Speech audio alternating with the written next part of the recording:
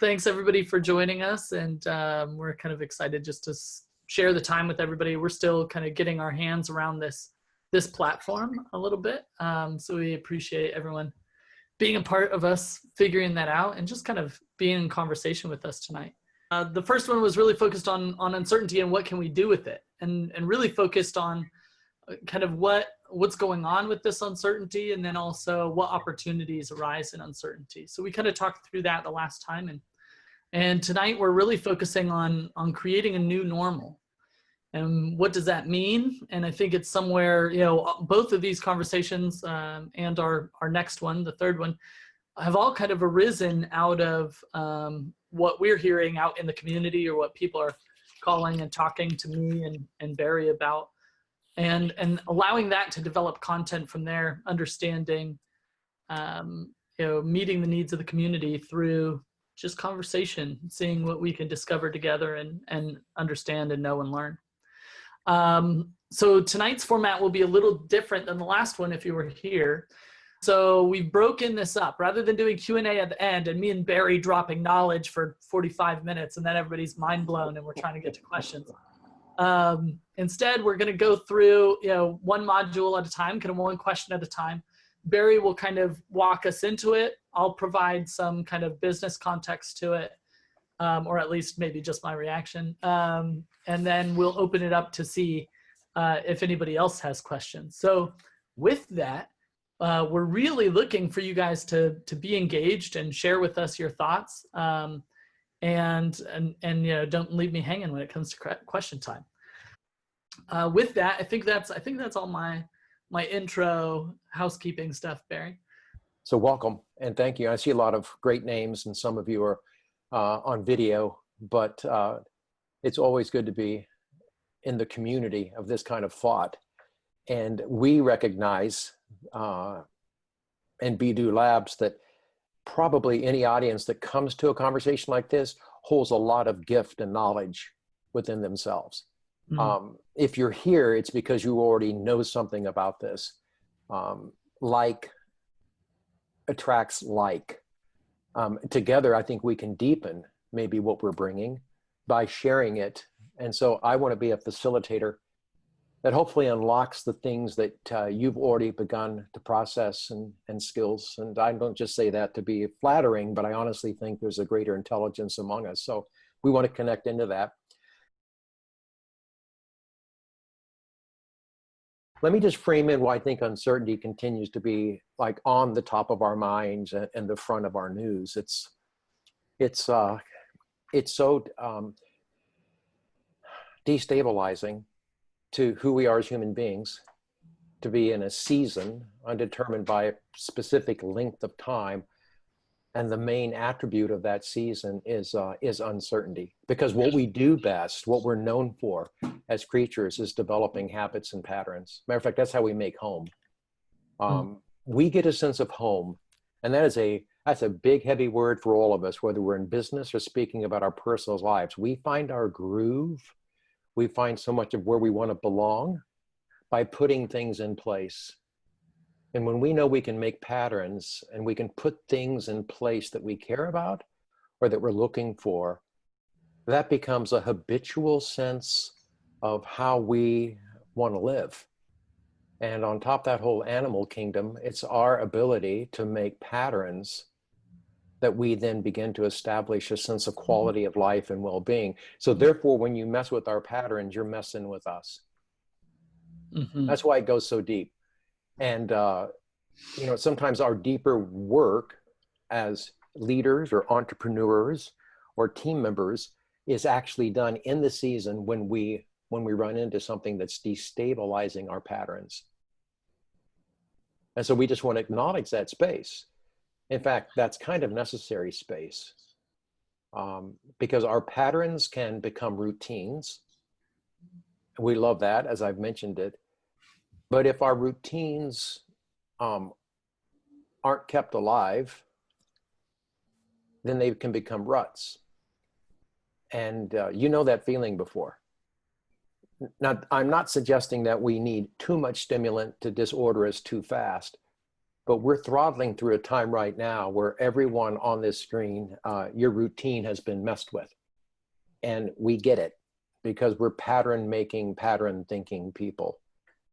And so I've been on calls this week with co-founders that are like, man, we had our whole summer lineup ready and bought, and it was ready to go to market. And we are leveraged on the sales of the summer. And now that whole preparation and planning is going through disruption. And so then it's like, you know, we're wondering if we can still exist. We're wondering what the wise pivot is to do right now. So I want to name for us the value in that almost negative space of having our patterns disrupted. I think that one thing I'd want to throw out too quickly is that someday maybe we thought, we wanted, we hoped that through technology and our own brilliance, we could move uncertainty off of the table and we could replace it with certainty. I think that's a hidden secret. We can make advances, certainly, and where uncertainty kind of holds the space, we can know more. But this whole big meta idea that through technology and through the advancement of our own brilliance that we can replace uncertainty with certainty is, I think, a secret way we're looking for control. And what I want to offer us tonight in this conversation is, rather than control, I think the deeper want that we're really made for and looking for is we want more connection. We don't want to control a smaller universe. We want to connect to a greater reality, whereby what we're made to really do and what can be brought out of us is called forth. So I want to reframe that we're pattern making creatures. That's a skill we have. It can easily fall into our desire to control things for more certainty, but where we do our better living is when we see that this is actually a greater need for connection to bigger realities than ones that we can sit there in a controlled space only. So I'll pause there as that introduction. We need our patterns, and we have to be aware of when we get settled into them.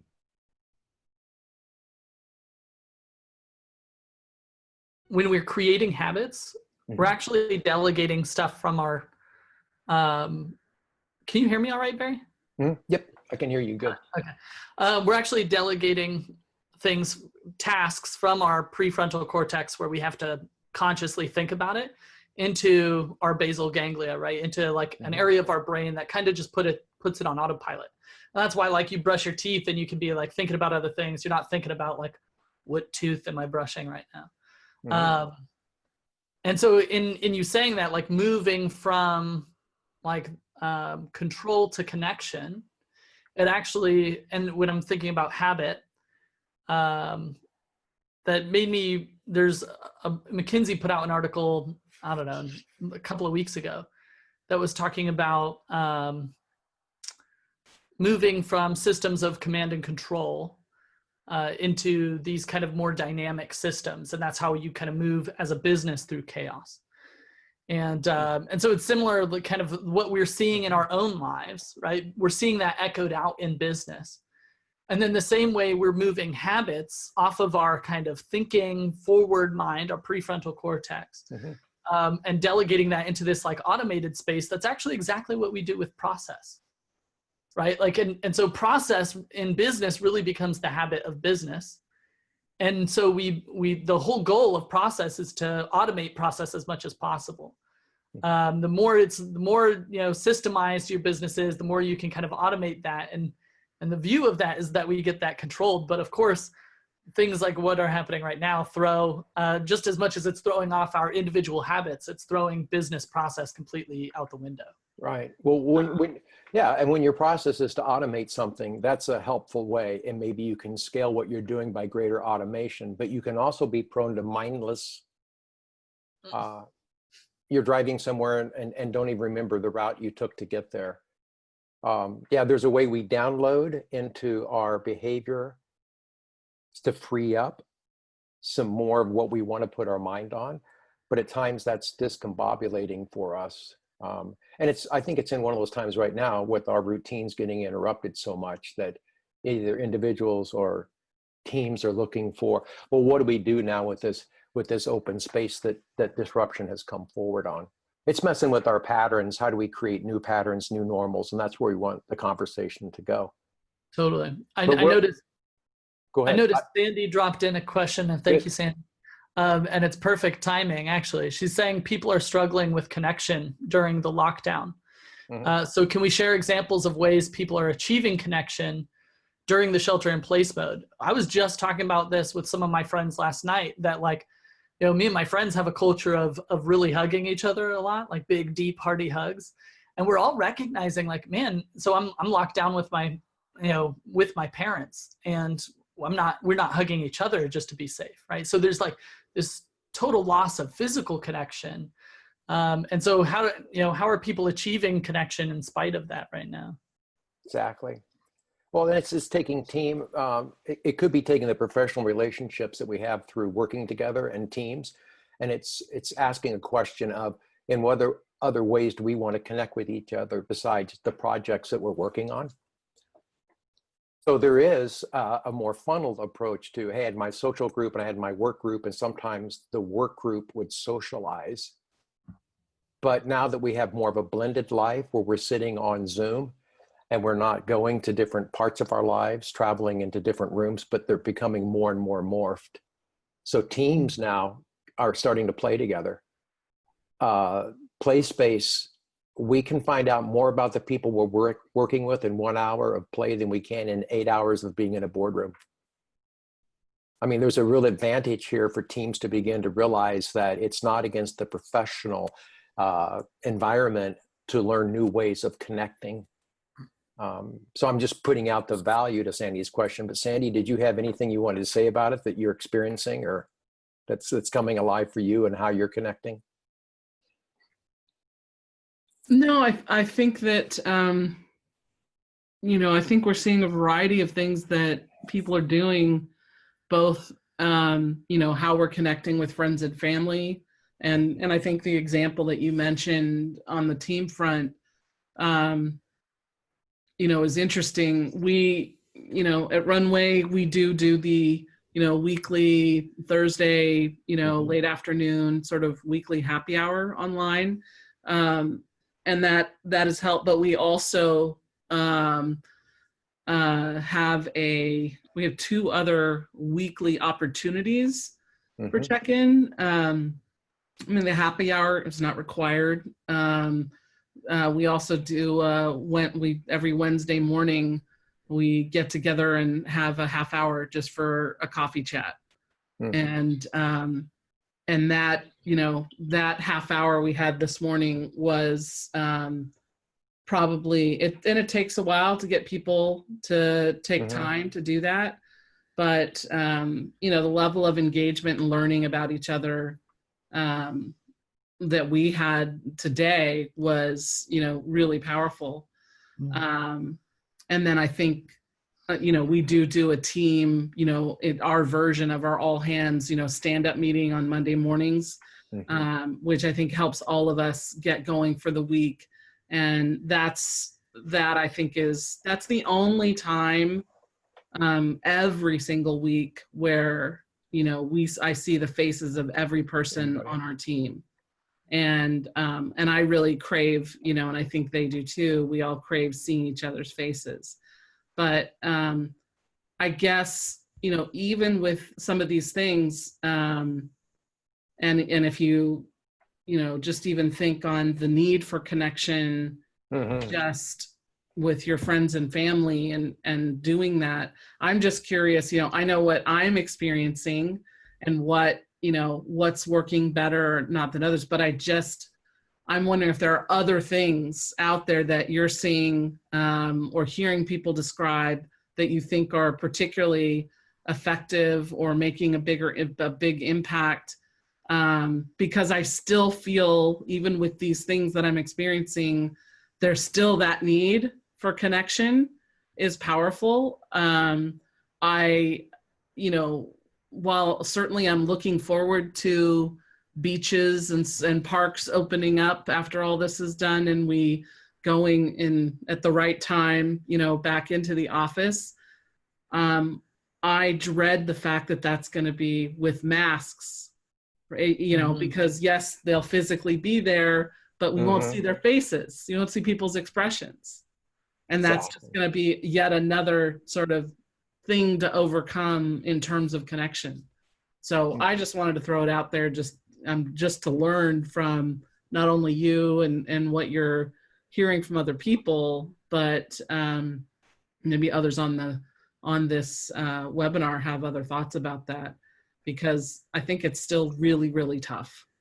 And it's at a core sort of human level, that need is really not yet being, it's really hurting. Yeah. Well, and to accept the limits of what we're being asked to do our work in, that's what feels so disruptive in some ways, because we know how to connect, or at least we were connecting. And however, we always desired a deeper way with each other, even when we had full access. So it's both an environmental, like we're sheltered in place and we're missing the connection. But however, if we put 8 of us in a room right now and we could have access to each other, like what is the ways and the values that we begin to connect? And we know the leading teams and the lives of quality that we want has that, quote, psychological safety. I mean, we can really show up as to who we are and not send our imposters.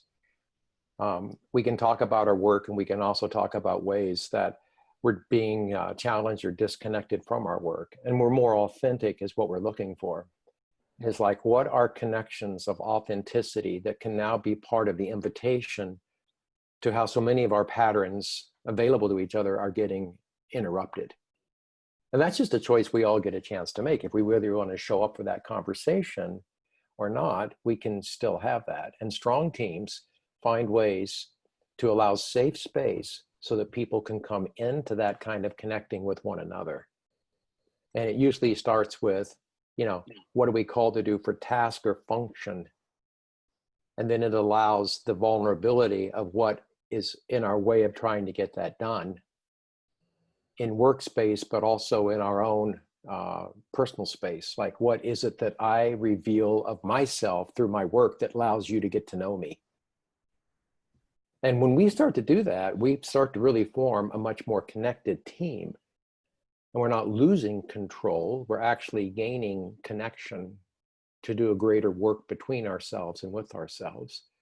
It's the craziest thing, but when I work with people one-on-one or when I'm coaching, what they don't want to tell me, when they finally feel safe enough to tell me, they feel the most vulnerable. And that absolutely provides the real content of the connection they actually wanted with me, but they were in their own way. It had to come through the door of vulnerability. And we're all willing to show our doors of strength to each other because that's how we're hired and valued. But we're not going to connect. We're going to compete at the level of strength. But when we can hold our strength, but also begin to understand we can afford the vulnerability, I'll use that word, or the openness, that's where the connection is. And that's where strong teams leap over only strength-minded teams. But it's the craziest thing. What I want you to know the most about me, I am most threatened to share it until I feel safe enough. And I think what's happening too in this disheveled shelter in place, almost some of us are needing to find that conversation. So we're at least attempting it more. Like, I got to tell you about my morning. It's tough. Like, I didn't brush my teeth till 11 o'clock. Or our family's getting on Zoom and we're just finding out that, you know, we're kind of crazy. You know, people beginning to let you know them, and that's where the connection is, and it's actually where the strength is. Cool, thank you. Well, thanks for bringing it up. Yeah, Damien? Good.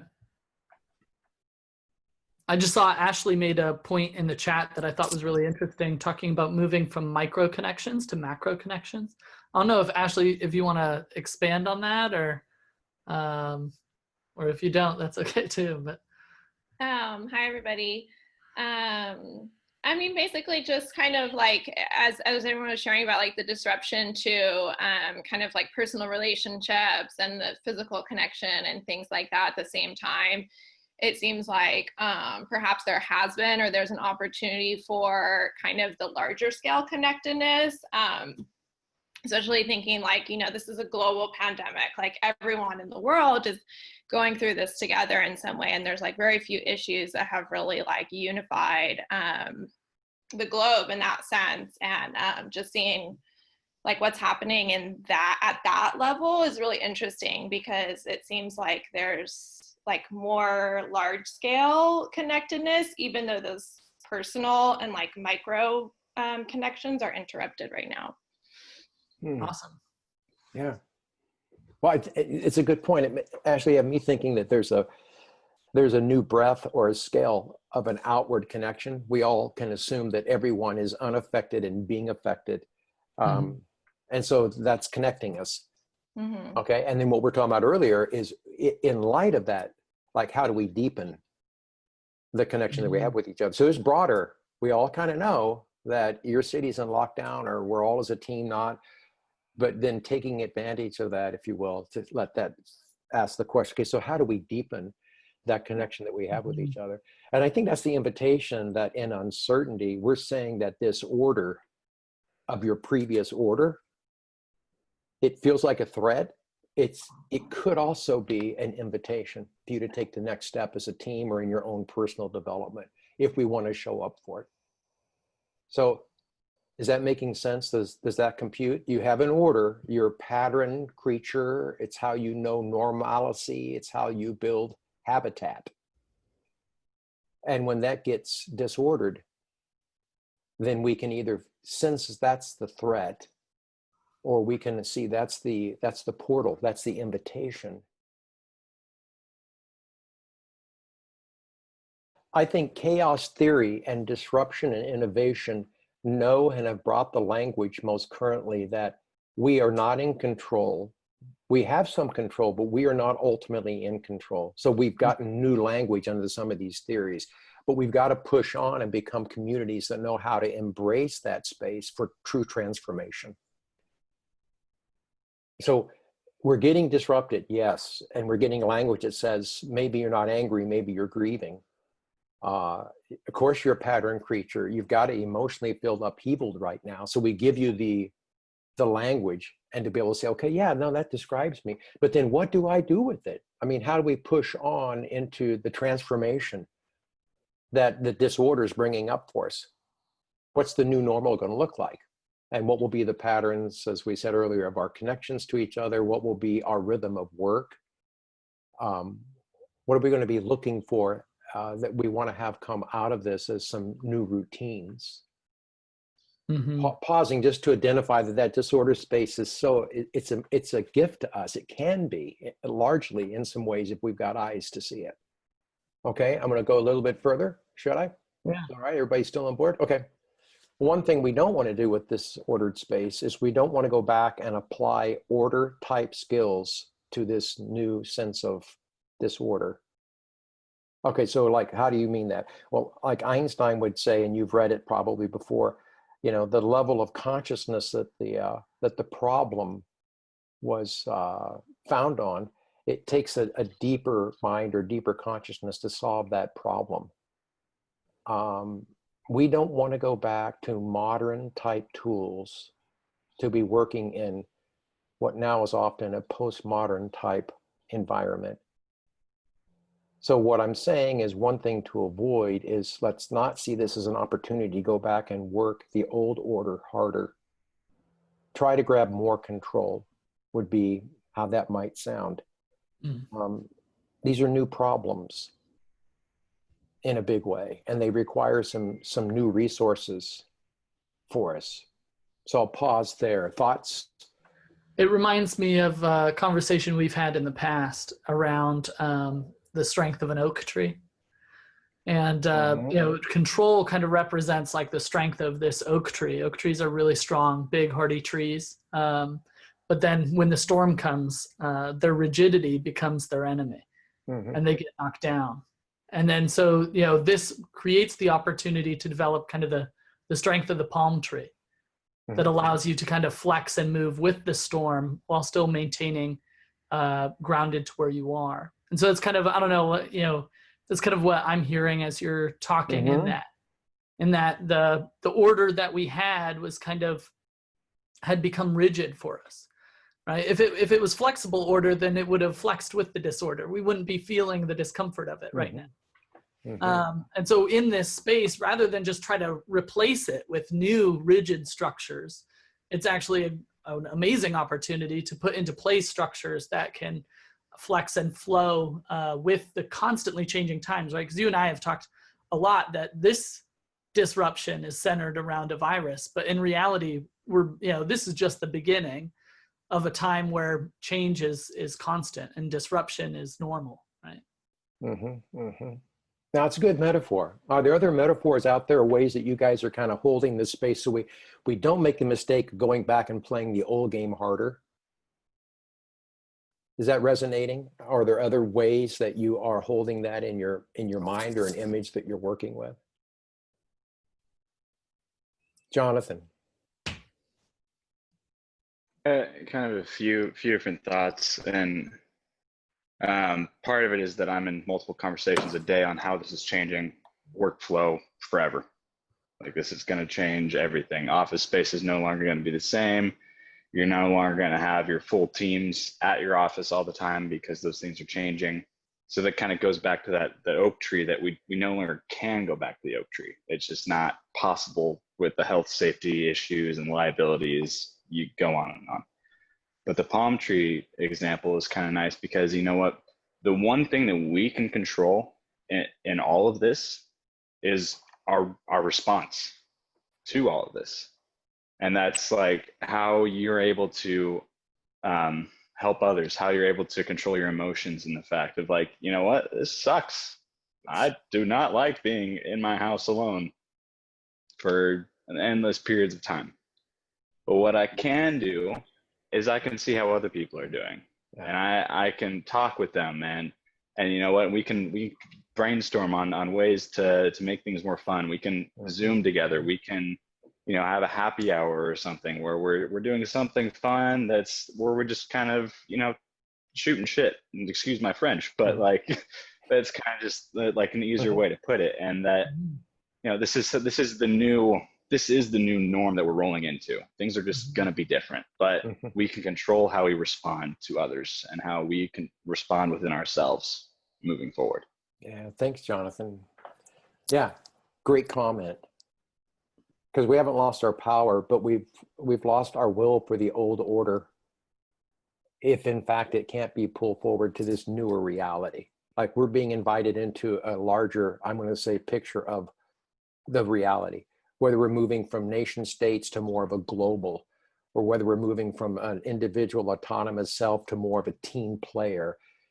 This disruption is inviting us to reach for the allies that have always been there, but we didn't need them in the old order. Well, guess what? This is what now is required. And instead of being the victim to it, we can make the choice and create some new routines with each other and in our own personal lives. And that gets us ready for what Damien was saying, is this 21st century, where uncertainty isn't looking to become certain, is looking for leaders and people that know how to connect and work in the greater realities. And that's kind of the big frame in. When I said, well, I want to add one other quick point there, is when I said that we don't need to be the victims that somebody changed our order. You know, there's a lot of that language going on around now, and leaders are getting shot at a lot, and maybe rightly so. But there's a reaction to this time of who to blame, who should have seen it coming. And there's a judgment and a cynicism that you can get stuck with in the disordered space. So before this conversation is over, we're going to move from disorder to how do we reorder, come into some new routines. But you can't go from order to this reordering without going through this space that we're in. And you can get stuck in this space if you are simply looking at a judgment that says, who do I blame? And I'm going to say that if you're doing that out loud to people, you're probably having the inner critic go on inside of you as to why you didn't have more in savings, or as to why you didn't have more of a thing done, and little can be gained by the shame and the guilt of staying stuck when your order gets scrambled and you feel more disordered than ever before. Is that computing? I'll pause there.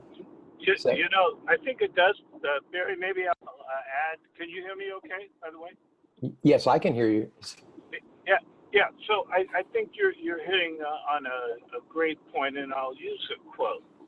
I think it's a function of how we respond to this uncharted territory.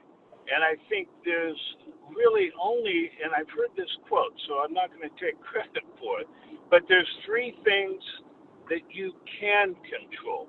It's your effort, your attitude, and I think to your point, how you treat people. And I think it resonates well with what you're saying. And that came from somebody that, I'm dealing with a lot of sales and corporate type of folks right now. And it's a challenge. And I think this came from one of the sales leaders. So I just wanted to use that quote because I think it resonates well with what you're saying. Thanks for adding in there. And I wrote down effort and attitude and behavior as ways to look at what we want to measure of how we're dealing with this time of disorder. Any other when voice? We're totally out of control. Those are the things you can't control. Yeah. Anyway, enough from that, but I just wanted to share that. No, thank you. Thank you. How do we then create and build new routines? We're not going back to the old talk we're saying, and then we're not going to stay stuck in being cynical. So there is an opportunity of like, what is a new routine and how would I know one? And that's, I think it's a fair question to ask. I had somebody say to me this week, gosh, it's feeling like they keep extending the deadlines. It's hard to know how far in we've gone and how much more we have to go through. So what they're saying is I can't really procrastinate and hope that the old returns. I've got to create new normals. And I'm being called upon to both think of my life, and then we're thinking of teams that we work with, like what do we do to create the new routines? Making sense, Damien? Thoughts on that in terms of what it just looks like to turn that page? And then I think we have a tool I know that we can talk about as we come into it, but is that computing? The structures in our lives kind of falling away, they end up serving these dual purposes, right? Like some of them are functional, and then some of them are to exercise or to create meaning, to exercise meaning or to create it. And so I'm looking a lot at the different structures in my life or the people that I'm talking to. Like our friend on the phone was just speaking to, right? It's in a lot of sales conversations, corporate conversations. It's really difficult right now. And a lot of what's difficult is so much of our daily routine, especially with the office and the way that we're working, serves to create both, that serves functional purposes and then it serves meaning creation purposes, right? It's how we're developing a sense of purpose and that the stuff that we're doing is worthwhile. And so I know just with myself, I've seen a lot of that fall away. And so I think the real danger in creating new routines is that you end up with purely functional ones that are, just reactions to what you need to get done. And you miss out on creating functional ones that are also baked in with meaning. So I think that's kind of where my head was at with it. Yeah, no, let's go there, because I think what we can say in a productive way of moving through disorder so you don't stay stuck there. You recognize it, you don't deny it. You're not there to blame. You're there to say, okay, how do I come into a new reality of a routine? And I think the need that you have right now deserves a real listening. It's a question that sounds so basic, but you've got to sit down with it and say, okay, given the disorder, and I'm not in the denial of it, I'm not trying to fix it with old control patterns, but to respond to it. What is the deepest sense of need that my life wants me to witness to? And if we can do the deeper listening, then we begin to form a response to that. We're not just getting busy again. We're actually starting to be able to say, okay, this should have a baseline that my new routine needs to be grounded on a very current assessment of what is my need. So to get to need is tricky for us. Mm-hmm. Because there's some vulnerability there. There's some, I don't have everything I need. If I start saying I need it and I don't get it, who am I then? We got to sit down and have the conversation with ourselves, and in some ways with those that we're journeying with, about what's the new need. So pause. I want to just welcome us into that space, because if we miss that, we're going to misconstruct and create habits and routines that aren't really going to be there for us 20 and 30 days out, because we never connected them to what we really need. And your relationship to what you really need many times has not been developed in a way that you hear it easily. Yeah. Like a lot of us will take care of everybody else and we don't know how to take care of ourselves. Well, that's really hard then on this habit you're about to build, because you're probably primed to make sure everybody else is okay. But it's time now. You've been disrupted. This is the invitation. What's your voice asking of your life at the level of what do you need? And it's sitting into that space that I want to welcome us as part of how do you build a new routine. It's a deeper dynamic of this is what I need. That gets tangled up with narcissism. It gets tangled up with, well, that's all about me, or that sounds selfish. Those are disguised mechanisms that we need to let go of if we're going to be growing people into this, what I'm saying is a new routine. Hi, Barry. It's Joey. Hi, Joey. Hi.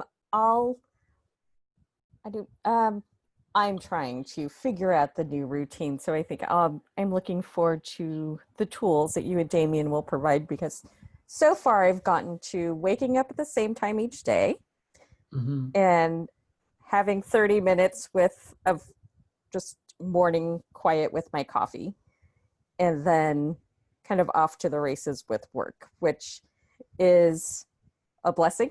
I'm glad to be this busy and have something to do and somewhere to put this energy while I'm home. But the rest of the day is just work. And then a few, wine Zooms here and there. So like trying to build a real pattern or the pattern for the rest of the day is gone after about 8 a.m. And it's just sort of, whatever comes up sort of a thing. So it's been hard, I think, to this last few weeks to build a real daily routine. And now that we're kind of looking at another month of this, it's like, okay, I really need to get this together, because it can't be like this through May. So anyway, thank you for the conversation, and that's sort of where I am with it. Yeah, That's great. That's perfect, Joey. I think that really helped. As Barry was talking about need, and it's hard to go there, I was almost getting lost. I was almost like, I get it, and it is a harder concept to grab. But in what Joey was saying, I really got it. That and we've had conversations kind of around this before, that real habits that stay with us for better or for worse, are always created around a need. And so right now we're looking for structure. And so we're kind of like trying to put new habits in place. But if those aren't connected to a need, then they end up just kind of getting lost. And like a New Year's resolution, we have a hard time really connecting to that and keeping that in play in our lives, because our habits, our routines, the ones that we just lost, they probably took years to form, right? And it was like years of doing the same things over and over, and maybe we would do it and maybe we wouldn't, but one day there came meaning around that, right? So like I had to take a commute. I didn't love it. But I'm recognizing now that in my loss of commute, that my commute ended up being this time, we talked on our last call, or Barry talked on our last call about liminal space, this like transitional space between rooms, and that being kind of where we were in. Like my commute ended up creating this transitional space for me, where I'm like taking off the mind of Damien at home, and I'm putting on the strategist businessman, right? I don't know if that's what that is, but so it created this transitional space for me, and whereas now I don't have that. And so there was meaning that ended up being attached to the functional piece of I have to just take this ride to work every day. And so kind of what we were saying before, I think there's a danger of putting in place functional things. Like I'm going to get up and brush my teeth at 9 a.m. every day to make sure it doesn't go till 11. But then are we applying meaning to that time that's going to allow it to meet a deeper need that helps us cement that into place and it really fall into a habitual routine instead of something that's living still in the prefrontal cortex, right? Because that's where we fail. Is if it's in the prefrontal cortex still and I have to think about it every time I have to do it, then it's never going to stick. What sticks is when we can automate that and move it back into, our habit center in the basal ganglia. But we have to do that by kind of attaching meaning to it. I don't know if you get me, Barry, that I'm still on it there? Yeah, no, the science, I love to hear you talk about the science because I picture my brain starting to work, but the way I experience it is, what is my need? Well, what's missing? And Joey just helped us, like, what's missing? And early you can sprint for 2 or 3 weeks and do almost anything, but then you begin to see yourself in that sprint mentality and thinking, wow, this is not just a sprint. What have I been missing that I need to slow down right now and pick up? If I'm going to continue to move into uncertainty, like what am I starting to notice week 5 that I've been missing? Because that's probably the rumblings of a need we got to slow down and pay attention to. Obviously, if we keep moving at the pace of a sprinter, we're going to have injury. We're clipping along at a wrong pace. We're trying to get out of uncertainty. We're trying to get back into control. We need to stop. Like I'm giving you permission tonight, we need to stop. We tried our best and we've done okay up to this point, but if we're going to go into this time, then it's like, what's been missing that is calling out for me? And what is my need? And then what Damien said so well is when you find that need, I miss my commute. Well, what was in your commute that you need? And we begin to take what we call a 3 to 4. Why is that happening? Why is that being missed? I call it a 5 whys. It's like, what's under that? So you start with the first one that comes on your mind, like what's missing? What do you need? This is kind of a practice or a tool that I think will help us figure out ways that we can move towards new routines that are really helpful for us, that we want to stay with. So you brought up commute. Damien, I want to give you like gym or exercise. I think a lot of us on the screen are trying to figure out, well, I just saw like some world leader moving back like furniture into rooms and doing running from wall to wall. Yeah. It might have been Uganda, but trying to show his people that. I mean, we're trying to figure out how to burn this stress that's coming with a disordered time, but we can't go to our normal places, many of us. Is that fair enough? Is that one to frame in? Yeah, it's one of my biggest problems. Like I don't need my commute back 100%, like you can keep it, but I need my gym time back like yesterday. Okay. So, I definitely feel that one. Okay, so that comes up. So now here's the 5 whys, and you can just do this. There's no magic to it, just staying with it. So like, why is gym time important? Oh man. I feel like there's a lot of reasons. There's a social aspect to it, right? I go with my friends and my friends are people who are there. There's also, it's like daily decompression. So I go usually at the end of my day, and by that time I'm like mentally, emotionally exhausted. And so I get it every day, and I'm not even sure I really realized that before all this, but I'm definitely noticing the absence of it. And just, I think, just the physical activity, I'm like doing stuff to work out around the house. I'm like one of those people you see Instagram videos. I'm like doing pull-ups on the stairs and stuff, and it works for now. But it's definitely not quite the same. So I think, there's kind of a physiological need. I think there's also like a social thing, which is obviously lacking on a number of levels right now. But I think probably that that daily decompression, kind of like this emotional power dump, is really important. And then it's been hard to replace that. Is there any way that you can tell that you're missing it? Yeah, actually, that's a good question. I like I said, I didn't realize that was even why I was going to the gym, until I'm like the first week, I was just super irritable, especially at the end of the day. Like, I miss people and I also don't want to talk to them. And I'm like, I was just like so grumpy, and also just feeling like my tank was full. Like there's just no more room for anything else, That's helpful. And I was recognizing like that's not a usual feeling for me.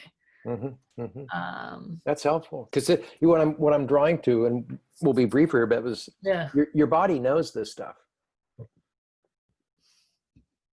Your body knows this stuff, and sometimes we're not listening to what we need. And when you began on the last responsive, I'm more irritable, and I feel like my tank's full of stuff, but I need to be able to decompress and like I'm carrying that stuff. It's either in my shoulders, I'm carrying, but the body needs to be listened to in this time, because this is what now puts some meaning into the need, right? I mean, does it pair meaning and need for you, Damien? If we say, are we down to that base level here of a true need, and like it's meaningful because of? Yeah. And actually, that helps kind of bring that full circle, as you were saying, like going deeper on the need. But I can see how the deeper need there is like an emotional, like catharsis. Yeah. And so you're inside your house, and we can't change that. So what are some creative ways that we can begin to say, let's pair the need with the meaning, and let some creativity for this time start to emerge as maybe a new habitat, a new habit? What hit me right after you said that, like when I'm at the gym, I'm like really going for it. And I'm a rock climber, right? So we're like screaming, trying to get to the next hold, right? And like really putting it all out there, right? So it's very like, no wonder I'm getting so much emotional catharsis, right? Whereas my home workouts aren't that at all, right? So there's like a different level of exertion for sure. And I mean, I'm in my living room trying to get some push-ups and sit-ups in, right? It's like, it's not the same like emotional energy brought to it. And so I can see how like the same need isn't exactly being met.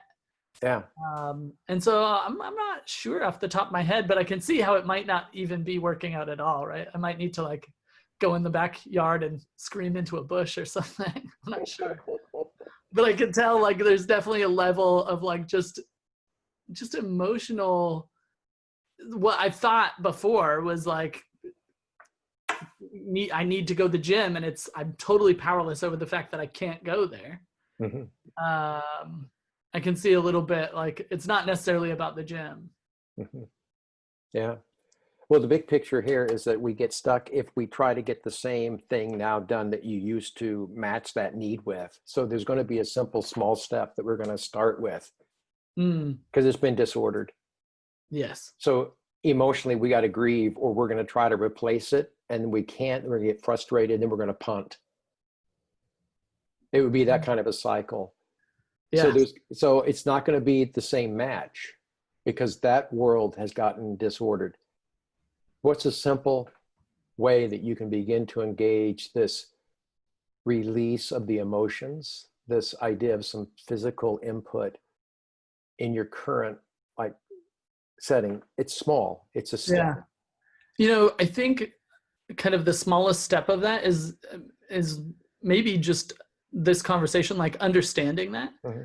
And so I'm already going to look at my workouts very differently, right? Where I was like just kind of doing some push-ups and sit-ups, like recognizing that, like, no, like the point isn't even the workout. The point is the exertion. The point is like allowing myself to get emotionally into it. And I think I'm probably going to ratchet up the intensity of it too. Even if I'm not like even doing as much, but I'm doing more faster and harder. I think that'll help kind of push me. Let's do this, because I said the intelligence at the beginning is actually in this community. So we've got like this last minute. What are things that you want to have Damien get in touch with? Or if you're in his seat, what are things that popped up in your mind? And I know there's always a desire to fix him, and I'm not asking that. I was going to say, there's some people who have been waiting for that opportunity for a long time, right? But what can this energy, this need and meaning do? How can it show up for him? Thoughts on that? Anybody? I just sent Damien a little workout that might help him get some of that exertion out personally. You said it. 100 push-ups, 100 sit-ups, 100 squats for time, and it will, trust me, you will get every emotion on that and be in pain after. Love it.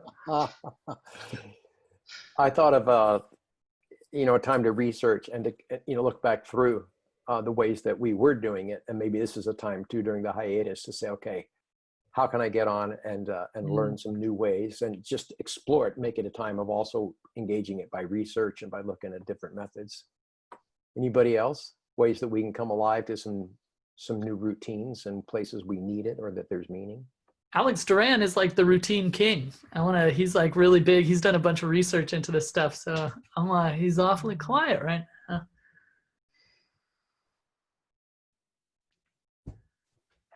Well, take your area of what's missing and look at how you're organizing your day. And then put what's missing back into order. But with the pairing of why is it meaningful? New ways that you might be able to discover a habit, or the word habit means to dwell. It's to make a home for that emotion. It's to make a place for that physicality. It's to make an avenue for that social being that you are, to actually find expression. And that's what we can do as we're taking new routines going forward. Damien, did you want to say anything in close? I just got that, right? Like, as I was struggling to see how do I connect this to something else. And in you saying that, I just got it, that like the underlying kind of need for some kind of emotional release is the meaning. And then I just need to bind that to like a functional thing that I'm already needing to do in my day, right? So like not something that I'm going to create a functional thing, but like here's something that needs to get done. And now I can like bind this meaning to it, which is what happened with the gym, right? I needed to go to the gym and I needed emotional release. So they kind of found each other. So I think by looking at my day, not like what new thing do I want to incorporate that's going to be like a round peg in a square hole and it's never going to fit there and I'm going to lose faith on it eventually. But instead, like what's there, and then how can I maybe introduce this meaning into it? Yeah. I don't know. That's it. It's a good tool. If you go with what's missing or what's needed, and then find the meaning for it, I think that's a sustainable new routine. It's a habit that you won't punt too quickly. Welcome, because you've made it 4 to 5 weeks, but the way you got here might not be the way you want to continue. You might want to greet the disorder, but not just, gosh, who scrambled our eggs and took away the order.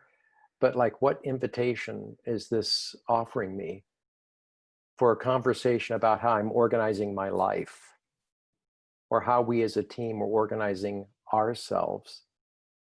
And it's in light of that that anything we've ever seen grow usually refers back to this ordered stage as what caused the greatest amount of awareness and impetus to step forward. And that's part of what is not just the glad handing of this time, but that's part of the invitation of what this time is about for us as entrepreneurs or developing people in areas of responsibilities. And